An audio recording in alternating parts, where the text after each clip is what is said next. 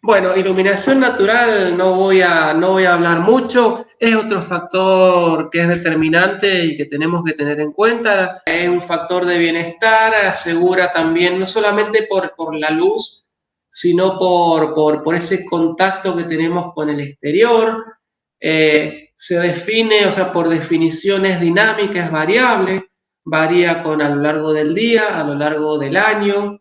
Eh, no solamente por la posición del sol, sino también por, bueno, las condiciones, digamos, meteorológicas. Va variando en dirección, va variando en intensidad, va variando en contenido espectral, ¿sí? Es variable desde muchos lugares, digamos. Eh, es una fuente de iluminación que la gente marca muchas preferencias por ella. En particular en nuestra región, en Mendoza, tenemos una alta disponibilidad como un recurso, ¿no es cierto? Y tiene efectos también positivos en lo que es la salud. Acá en esta foto, fíjense que esta es una de las imágenes de ojo de pez que yo les comentaba. Uno cuando va a hacer diagnósticos o estudios en locales interiores, trabaja con esto porque imita el sistema, el campo visual humano. Esta es la Biblioteca Central de la Universidad Nacional de Cuyo. Acá, bueno, nosotros hicimos un diagnóstico porque había problemas de confort y de deslumbramiento. En esta imagen podemos ver, bueno, que hay visión directa del sol. Acá el tema que ha habido es, esto lo hizo Brudavini, yo hablé con él, bueno, falleció hace poquito.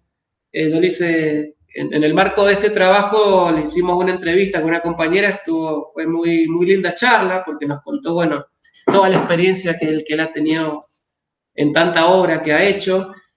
Y a nosotros nos habían pasado el dato, la gente de la biblioteca, que se había inspirado, pero inspirado en un buen sentido, ¿no? Obviamente, no sé, en una biblioteca de París, una cosa así nos habían dicho. Nosotros le preguntábamos, y dice, no, qué sé yo, bueno. Pero fíjense que una estrategia de iluminación cenital en un clima como el nuestro, porque por ahí en Francia, en París, bueno, tenés 80% de días nublados, entonces es diferente. Entonces, yo no sé si se inspiró o no se inspiró, pero lo cierto es que como estrategia, no sé si ha sido la más adecuada por el clima luminoso que nosotros tenemos. Y bueno, y digamos, está a la vista los resultados, ¿no es cierto? Y bueno, como les comentaba, nosotros hemos evolucionado como una especie de hábitos diurnos con el sol como único iluminante. Nuestro sistema visual es un resultado de eso. Si nosotros vemos los distintos sistemas visuales de que hay en la naturaleza, cada uno está adaptado o evolucionado a un entorno específico, ¿no es cierto? Por eso, porque es fruto de millones de años de evolución, es que la luz natural es la fuente que mejor soporta tanto nuestras funciones visuales como no visuales. Entonces, nada, por eso nosotros trabajamos con la luz natural. Y acá entramos en este otro tema que les quería comentar un poquito, que tiene que ver con la parte no visual, con la luz circadiana, con este nuevo abordaje que se ha incorporado no hace mucho tiempo y que está pegando como fuerte, que tiene que ver, y que hizo que la CIE le llame iluminación integrativa, que tiene que ver con todo este camino no visual de la luz, con todos estos aspectos de nuestra fisiología y nuestro comportamiento que están relacionados con la luz que impacta en la retina, pero no tienen que ver con el camino que se le llama el camino visual. Digamos, y se le llama camino no visual porque anatómicamente va por otro lado, ¿no es cierto? Entonces, yo ya le dije, bueno, tenemos los conos, tenemos los bastones y tenemos otros tipos de células en la retina que hacen trabajos específicos. Algunos de transformación de la luz en impulsos eléctricos y otros en el procesamiento y la modulación de esos impulsos. Y en el año 2002-2001, si bien los efectos de la luz en la fisiología humana se conocían desde hace mucho tiempo, recién a principios de este siglo es que se identificó cuáles eran los sensores específicos que están en la retina, que se llaman células ganglionares intrínsecamente fotorreceptivas, ¿sí? Que tienen un fotopigmento que es diferente a los fotopigmentos que tienen los conos y los bastones, que se llama melanoxina, ¿sí?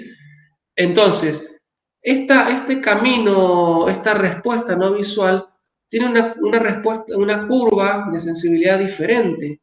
Ustedes ven a la derecha la curva que vimos, la B de lambda, ¿no es cierto? Que es la que está en verde, ¿sí? Que es la curva fotópica, con el pico que ya sabemos que está en los 555 nanómetros. Y después, acá en azul, perdón, y tenemos, a ver dónde está la curva. Acá se me han corrido, pero la curva azul es la escotópica. Perdón, la circadiana. Se me han corrido las etiquetas. Bueno, la curva circadiana es diferente a la respuesta fotópica, ¿no es cierto? Visual. Está más corrida al azul.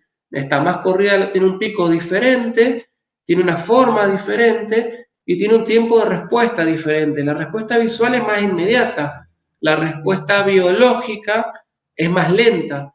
Por eso, cuando uno piensa en la parte, digamos, de sincronización de nuestro reloj biológico mediada por la luz, nosotros tenemos que ver no la exposición en el momento, sino la exposición previa que ha tenido. Entonces, estas células ganglionares específicas que trabajan con melanoxina, que tienen otra curva, tienen otro pico, son las que sincronizan nuestro reloj biológico, ¿sí? Nuestro ciclo sueño o vigilia. Nos dicen cuándo despertarnos, cuándo dormirnos, y regulan otro tipo de actividades, como por ejemplo la temperatura corporal, la frecuencia cardíaca, la secreción principalmente de dos hormonas, el cortisol y la melatonina. El cortisol es la hormona del estrés, es la que nos levanta, digamos, la que nos pone alerta, y la melatonina es la que nos baja, digamos, nos baja el nivel de alerta, ¿sí? Esas dos hormonas a lo largo del día van haciendo como cuando vos tenés el pico de una, tenés la mínima concentración de la otra, ¿sí? En el atardecer empieza a subir la melatonina y eso le dice al cuerpo, tenés que irte a descansar. Al final de la noche empieza a bajar la melatonina y sube el cortisol. El cortisol te dice, te tenés que despertar, ¿no es cierto? Ahora, ¿qué pasa?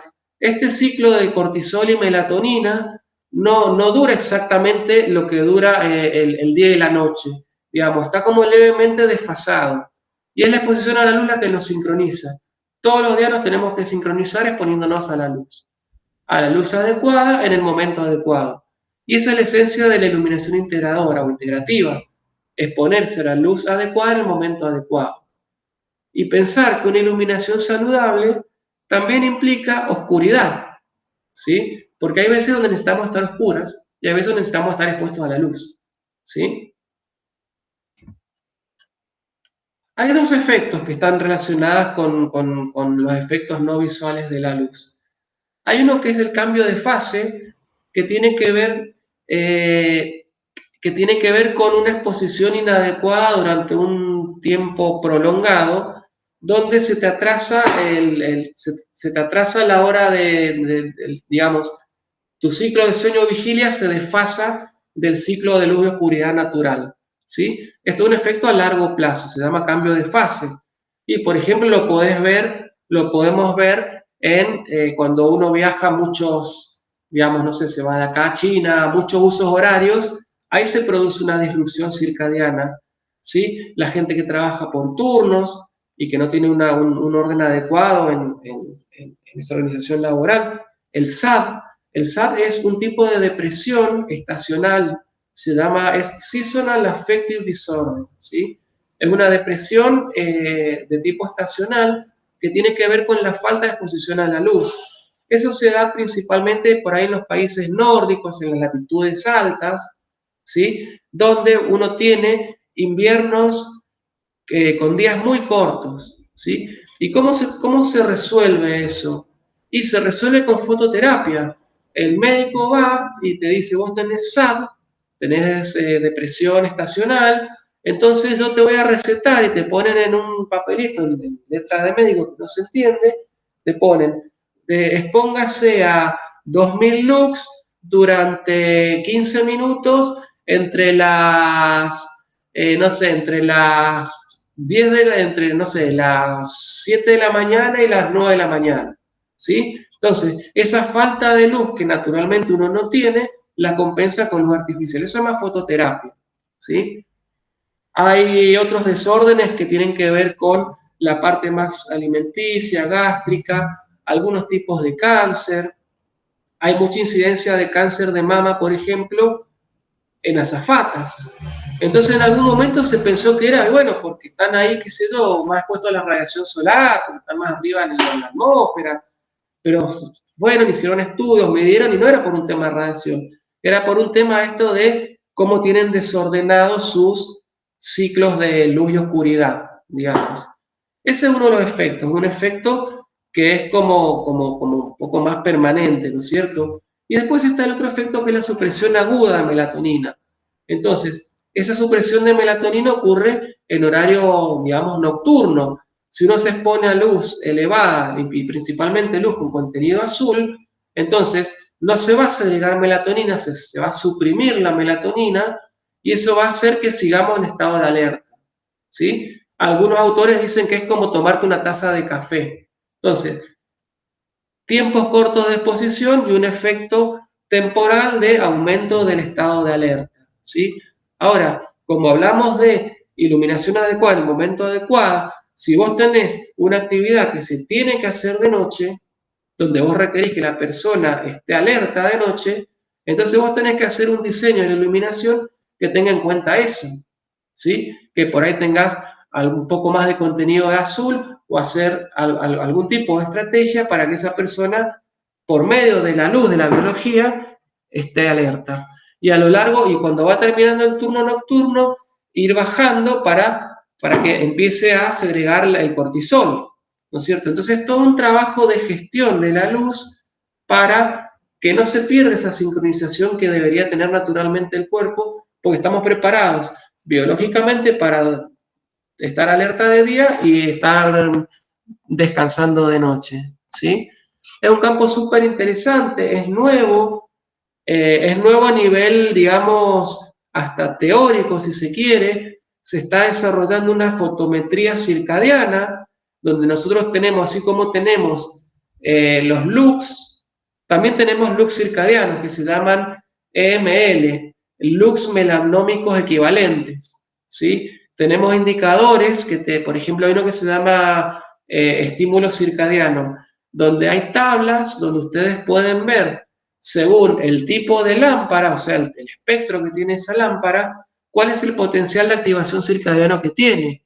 Entonces, de esa manera, como esto es una cuestión de dosis, piénsenlo como dosis.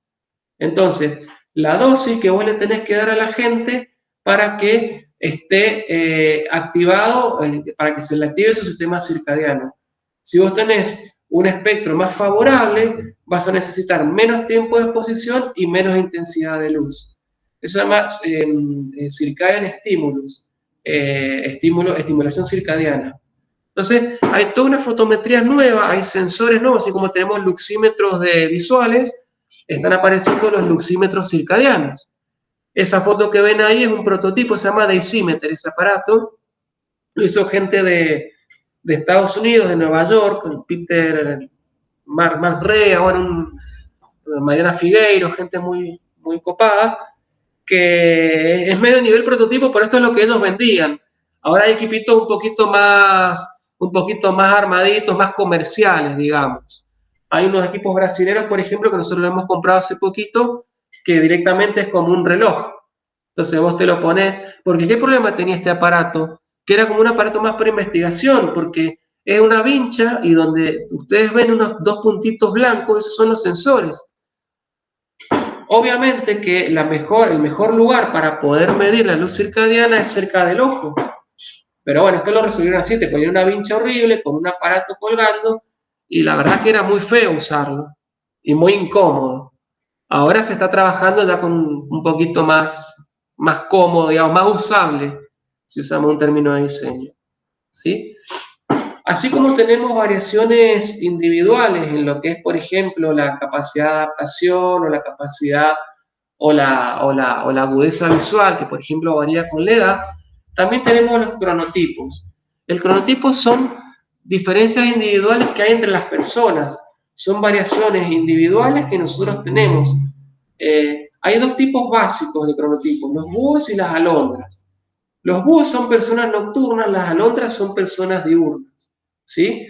Ustedes, si quieren, está todavía activado, si entran a Crono Argentina, ustedes pueden hacer es un estudio que se está haciendo a nivel nacional, donde ustedes pueden contestar un tipo de preguntas sobre sus preferencias y sobre sus hábitos de sueño, y dentro, digamos, del feedback que les da esta encuesta, los va a clasificar como una persona nocturna o una persona diurna, ¿sí? El cronotipo tiende a variar con la edad. Por ejemplo, los adolescentes son más búhos. A medida que vamos aumentando, digamos, siendo mayores, nos vamos volviendo un poco más alondras, ¿sí? Bueno, estas son estimaciones que hay en la bibliografía, 15 personas. Por ahí o sea, no hay mucha gente que es puramente búho y puramente alondra. Hay como matices, ¿no es cierto? Justamente, acá dice, el 15% son alondras, el 25% son búhos y el restante está en el medio. Puede estar más para el lado del búho, más para el lado de la alondra. Eso es interesante para conocerse y para saber que esto también te vincula en cuándo vas a rendir más, por ejemplo, intelectualmente, cognitivamente, ¿sí? Bueno, nos quedan un par de temitas más de lo que es los elementos que tenemos que tener en cuenta en un entorno visual, y ya les cuento un poco más lo que va a ser la práctica y la evaluación que vamos a hacer. Otro aspecto que nosotros tenemos que tener en cuenta es la uniformidad de la iluminación, ¿sí? Una iluminación uniforme implica que si uno hace un grillado, por ejemplo, en lo que es de iluminancia horizontal, una retícula, uno no tenga diferencias muy marcadas entre un punto y el otro, ¿sí? Eso se hace a partir de un grillado, que se llama, que se puede medir o se puede simular, por ejemplo, con algún programa de simulación de la luz que ustedes van a ver, creo que van a estar con el Dialux. Hay distintos métodos de cálculo. Nuestra legislación habla de que la iluminancia mínima, la relación entre la iluminancia mínima, o sea, la iluminancia mínima no tiene que ser, la diferencia entre la iluminancia mínima y la mitad de la media no tiene que ser menor a 0,5. Yo una vez publiqué un trabajo y le puse esta fórmula nacional y nadie entendía, dice, ¿dónde sacaste esto? Internacionalmente se trabaja con esto, la mínima dividido en la máxima tiene que ser aproximadamente 0,7. ¿Sí? Acá tenemos otro caso en la misma oficina donde no tenemos uniformidad. Tenemos una zona muy iluminada y a medida que te alejas de la ventana tenés menos luz, no tenés uniformidad, y más por las manchas solares, ¿no? Bueno, la iluminancia, la uniformidad también se puede ver a nivel de campo visual, no solamente a nivel de local. A nivel de local vos lo ves haciendo el criterio de iluminancia y aplicando la formulita. Ahora, a nivel de campo visual, vos no podés tener contrastes muy elevados de luminancia, de brillos, ¿sí? Porque se te va a producir el deslumbramiento. Esta tablita que les doy acá es la que figura en nuestra legislación, en el decreto reglamentario 351/79, que eso está también en los apuntes. Ustedes van a hacer un diseño de iluminación y ustedes tienen que tener una iluminancia objetivo. ¿Cuántos lux tengo que tener en el plano de trabajo, por ejemplo? Entonces, este decreto reglamentario, que se basa en una norma IRA, que se basa en una norma ISO, te dice, bueno, para baño tenés que tener tanto, para cocina tenés que tener tanto, para oficina tenés que tener tanto, para etcétera, ¿sí? Son como 10 hojas de valores de iluminancia, ¿sí? Y también te indica estos valores de luminancia, de los contrastes de luminancia. Esta falta de contraste, sobre todo a nivel de luminancia en el campo visual, nos lleva a lo que es el disconfort visual.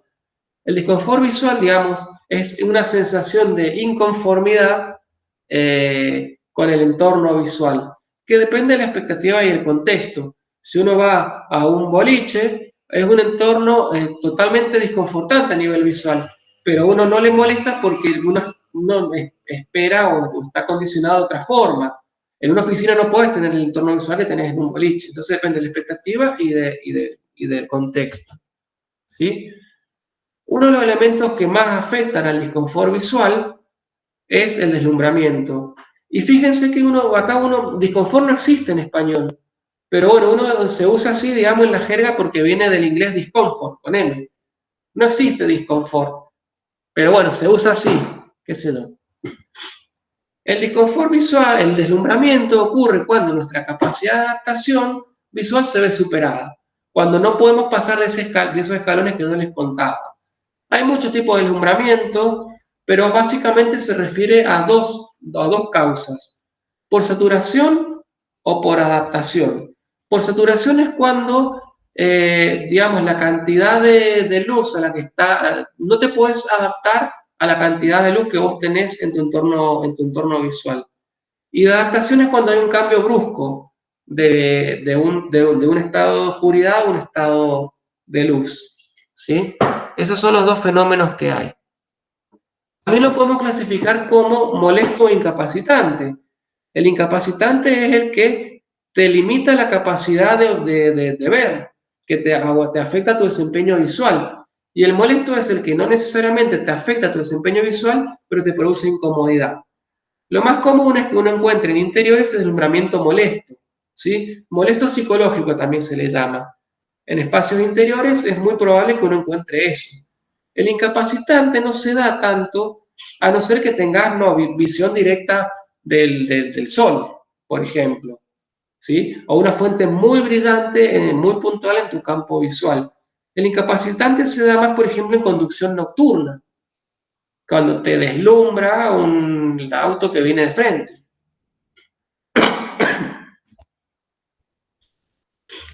Miren, esta fórmula no... Muchas cosas que se ven complicadas, si uno las explica, son re simples.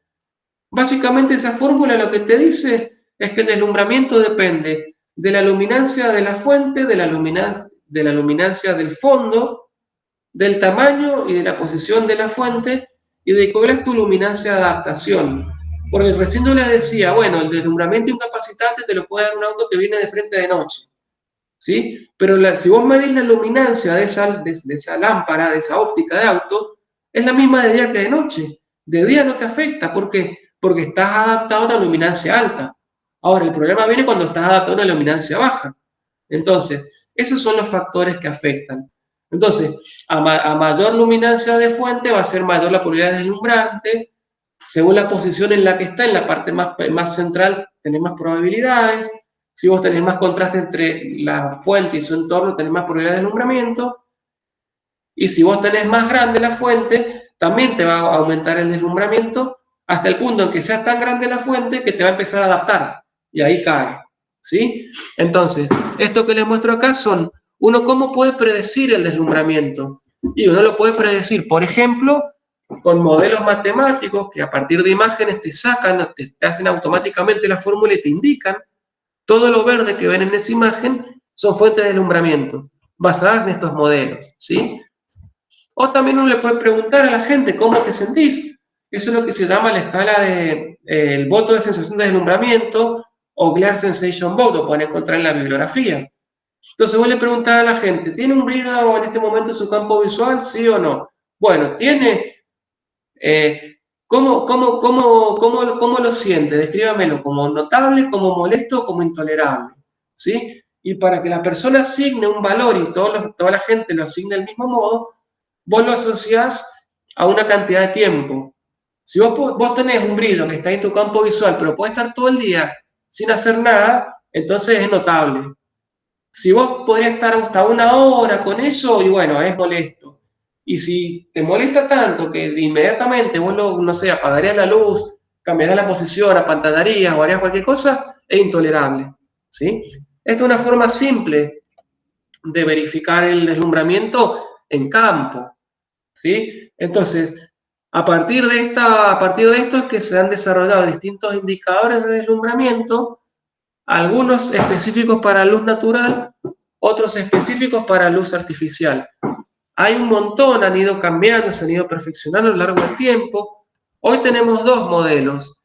El UGR, que es para artificial, Unified Glare Rating, que por ejemplo está en la normativa europea, y en luz natural el DGP, que se llama Daylight Glare Probability, ¿sí? Hay para cada uno de estos modelos, digamos, de estas escalas, son escalas numéricas, y hay puntos de corte donde te dicen a partir, por ejemplo, el UGR, que es para artificial, a partir de entre 22 y 28, ya tenés un deslumbramiento molesto, digamos. Si vos tenés más de 28 es intolerable, ¿sí? Entonces uno lo que tiene que evitar es que el deslumbramiento, si uno lo calcula, digamos, y los programas, los software de simulación, algunos te lo sacan al UGR, de mínima, el UGR te lo sacan, vos tenés que saber que no tenés que tener más de 22, porque ya 22 es molesto, ¿sí? Y bueno, les comento un poquito más del UGR. A ver, ¿qué pasa con todo esto, con todos estos métodos de alumbramiento? Que por ahí son complicados de calcular, son matemáticas medio, más uno que es diseñador, no entiende, ¿viste? No estamos preparados para, yo lo digo, la verdad, no estudié diseño para hacer matemática. Entonces, este método UGR, que implica tomar mediciones, que implica hacer fórmulas, qué sé yo, ahora se ha desarrollado un método por tabla, un método de tabulación. Entonces, algunos fabricantes ya te indican para cada luminaria, te indican cuál es el UGR al que se asocia. El UGR, bueno, y la tablita es una cosa como esta, ¿sí? Por si alguna vez la ven. Ustedes tienen, esto es aproximado, ¿por qué? Porque esto vos lo podés aplicar para distintas combinaciones de reflectancias de techo, paredes y piso, ¿sí? Para distintas dimensiones del local, ¿sí? Desde cuadrado a más rectangulares, ¿sí? Y según uno esté viendo las fuentes de iluminación, si uno la está viendo como, digamos, de frente o cruzada, ¿no es cierto? Esto nos da aproximado. Entonces uno dice, bueno, yo tengo la línea de... y una cosa que es importante, el UGR solamente se aplica cuando uno tiene una retícula, cuando uno tiene una malla, una trama de luminarias, ¿sí? Entonces, yo, por ejemplo, acá tengo unos tubos fluorescentes que estoy perpendicular, la línea de visión está perpendicular. Bueno, y tengo estas reflectancias, 70 de techo, 50 de paredes y 20 de piso, y tengo un local que tiene 4, la H es digamos, en relación a la altura del local, tengo 4 alturas por 8 alturas, o sea, es rectangular. Bueno, acá estas luminarias en este diseño, en este local, en estas dimensiones, me da 16,3, ¿sí? Entonces, después yo me voy a la tabla y digo, y 16 para 3, 16,3, digamos, un deslumbramiento adecuado, por ejemplo, para realizar actividades de dibujo técnico. O sea, es compatible con actividades con alta demanda visual, para decirlo de otra forma, ¿sí? Entonces, esa es una forma para que conozcan, para que sepan lo que es el UGR y para que sepan que se puede aplicar sin complicarse la vida, a través de tablas, ¿sí? Otra forma de ver el deslumbramiento es ver la iluminancia vertical al ojo, ¿sí? Entonces, la iluminancia, en vez de medir la iluminancia o de calcular la iluminancia en un plano de trabajo, que ahí lo hacemos por un tema más de desempeño visual, lo ponemos a la altura del ojo de la persona en el plano vertical y vemos cuál es la cantidad de luz que entra en el ojo, ¿sí? Eso se asocia a la adaptación visual que tiene la persona. Entonces, hay tablitas también donde te dicen para cada iluminancia, a partir de cuál iluminancia vertical en el ojo, vos tendrías un deslumbramiento notable, molesto, intolerable, ¿sí? Es una publicación que hemos hecho en el 18, 19, con un equipo así de gente de distintos países del mundo. Ahí lo pueden leer si quieren. Bueno, ¿cómo prevenimos el deslumbramiento? Y bueno, acabados mate en superficies de trabajo, en el entorno, no poner vidrio en los escritorios, por ejemplo, techo y paredes de tonos claros, aumentar la superficie de las luminarias, trabajar con difusores en las luminarias, con apantallamiento, ¿sí? Otra causa que puede haber de disconfort visual son las reflexiones de velo, son los reflejos en las pantallas. La reflexión de velo lo que hace es que vos perdés contraste entre figura y fondo, ¿sí? Es cuando hay superficies especulares o semi-especulares y dependen de la geometría del puesto. Si vos colocás una pantalla de computadora detrás de una ventana, capaz que vos no te vas a deslumbrar porque podés tener visión directa del sol, pero no vas a ver nada. ¿Por qué? Por las reflexiones de velo. Entonces, la ubicación más adecuada para una pantalla de visualización de datos siempre es perpendicular a la ventana. Nunca de frente, nunca de espalda, porque o te deslumbras o tenés reflexiones de velo. Bueno, el tema de las sombras es un aspecto que también es importante. Esto es lo que yo les comentaba de que son aspectos que son importantes, la sombra, el modelado, cuando uno diseña exposiciones, museos, por el tema de que te permiten ver la tridimensionalidad de los objetos, ¿no es cierto? El modelado. Bueno, el parpadeo, el flicker, que se le llama, vienen unos aparatos que se llaman flicómetro o algo así, que te sirven para medirlo al parpadeo.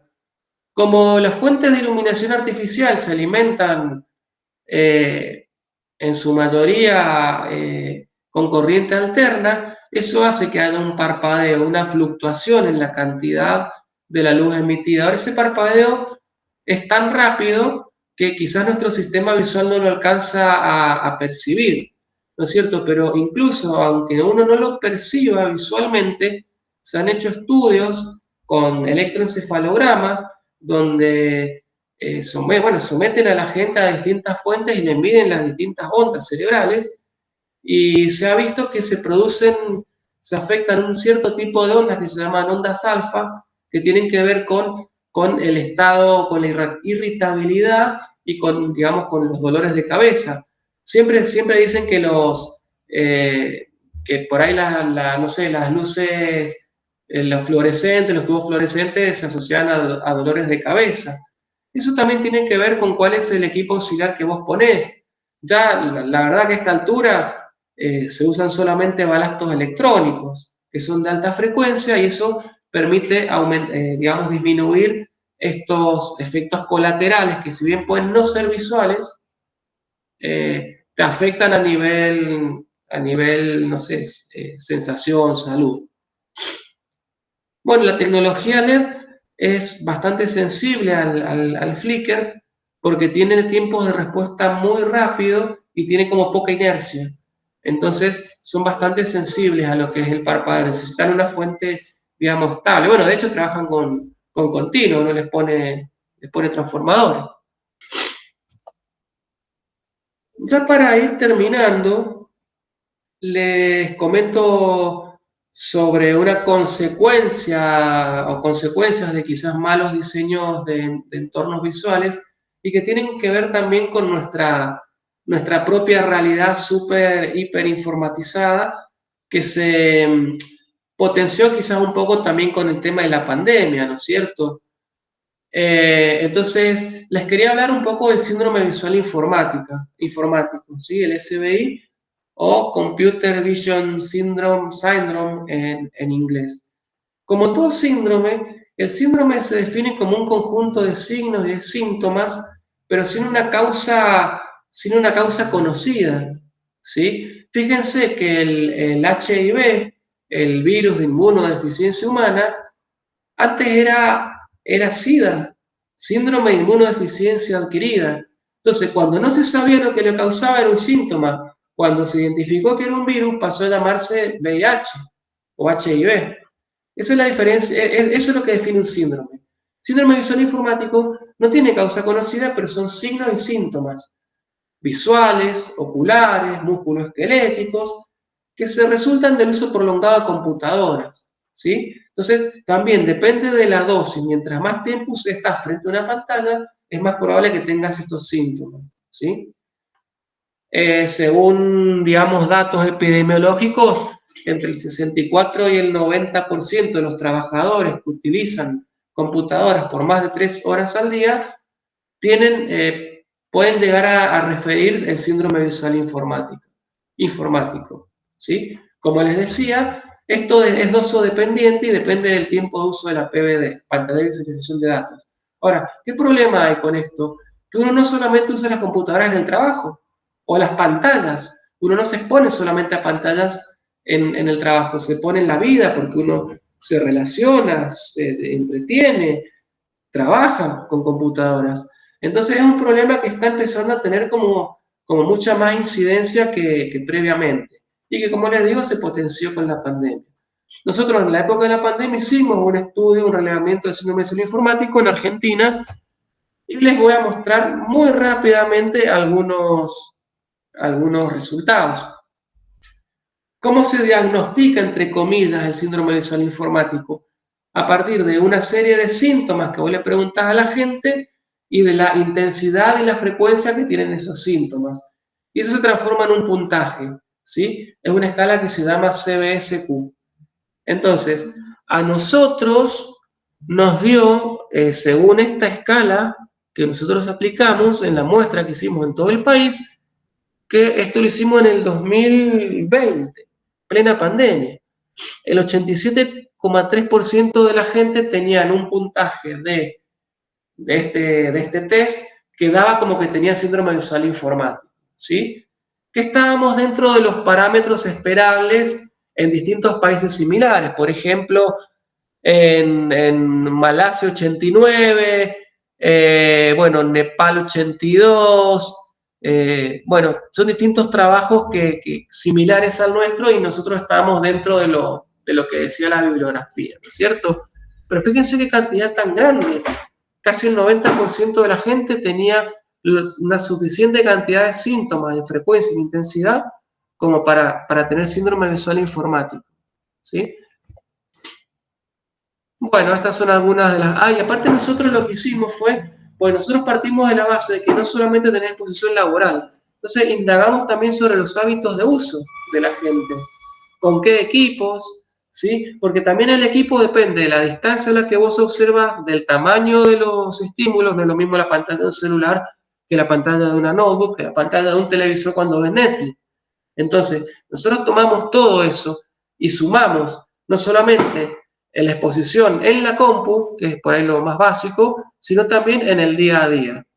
Y la verdad que nos dio que había exposición tanto en lo laboral como en lo no laboral, ¿sí? Y que había un uso multidispositivo, ¿sí? En ese caso había 79% haciendo teletrabajo multidispositivo, o sea, celular, computadora, y eso que implica distintas distancias de acomodación, distintas adaptaciones, distintos requerimientos de agudeza, ¿sí? Entonces, bueno, fue bastante interesante el trabajo en el momento adecuado. ¿Sí? ¿Cuál es la forma más simple o la forma que se recomienda? No sé si es la más simple. ¿Cómo evitar un síndrome visual informático? Ustedes acuérdense de la regla del 20-20-20. La regla del 20-20-20 dice que ustedes cada 20 minutos tenemos que sacar la vista a la pantalla, dejar de fijar en la pantalla y fijar durante 20 segundos a un objeto que esté a 20 pies de distancia.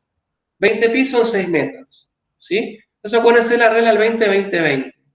20 segundos, cada 20 minutos, mirar durante 20 segundos un objeto a 20 pies de distancia, ¿sí?